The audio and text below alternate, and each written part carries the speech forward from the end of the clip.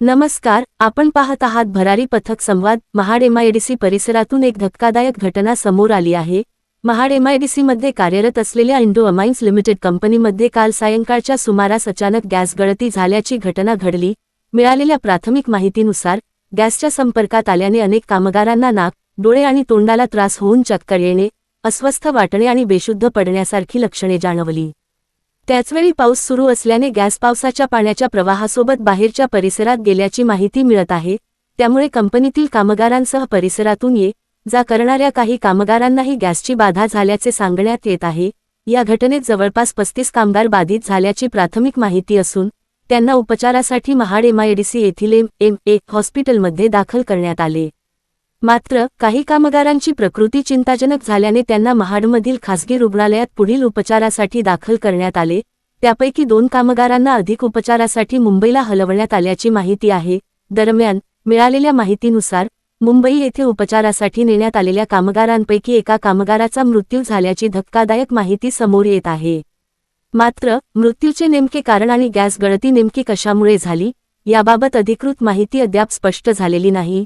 या संपूर्ण घटनेची चौकशी महाड एमआयडीसीचे संबंधित अधिकारी करीत असल्याची माहिती मिळत आहे.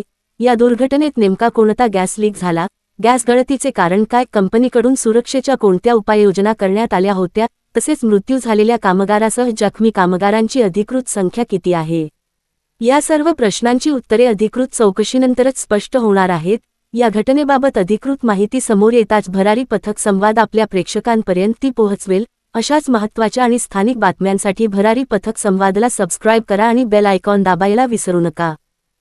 काल सायंकाळी 6-6:30च्या दरम्यान इंडो अमाइन्स कंपनीमध्ये केबीयूचा त्यांचा जो रिॲक्टर आहे त्यामध्ये त्यांची बॅच टाकत असताना एक्सेल गॅस लिकेज झाला होता.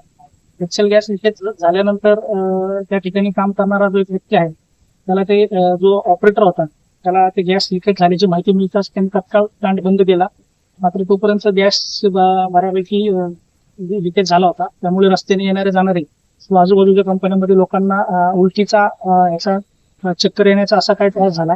त्यापैकी एक सिरियस होता, तो आता मयत झालेला आहे काल रात्री 2:30 ते 3 वाजताच्या दरम्यान. व एक इसम आहे त्याच्यावर आता मुंबई इथे उपचार चालू आहेत. आणि बाकीचे जवळपास 30 ते 35 लोक आहेत त्यांना आपण उपचार करून त्यांच्या घरी सोडले.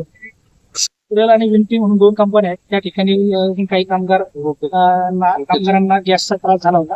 त्यांना काल उपचार करून डॉक्टरांनी तत्काळ सोडून करतात. पीएम पण आपण जे काल मयत व्यक्ती झाला त्याचा पीएम करतो. त्या सगळ्या गोष्टींच्या ज्या बाबी आहेत त्या आपल्या तपासामध्ये पुढील 1-2 दिवसामध्ये निष्पन्न होतील आणि आपण पुढील त्याच्यामध्ये बीएनएस नुसार कायदेशीर कारवाई करीत आहोत. माहिती घेण्यात आली, त्याच्यानंतर आपण मार्चची टीम पाठवली व परिस्थिती आटोक्यात आणली होती. तर 35 ते 40 अंदाज आतापर्यंत माहिती आमच्याकडे प्राप्त आहे. हे पहा, याच्यापूर्वी जे काही इन्सिडेंट घडले होते त्याबाबत पोलीस स्टेशनला गुन्हे दाखल आहेत. त्याच्यानंतर कंपनीच्या प्रशासनाबाबत आपण एमआयडीसी बरं राहील.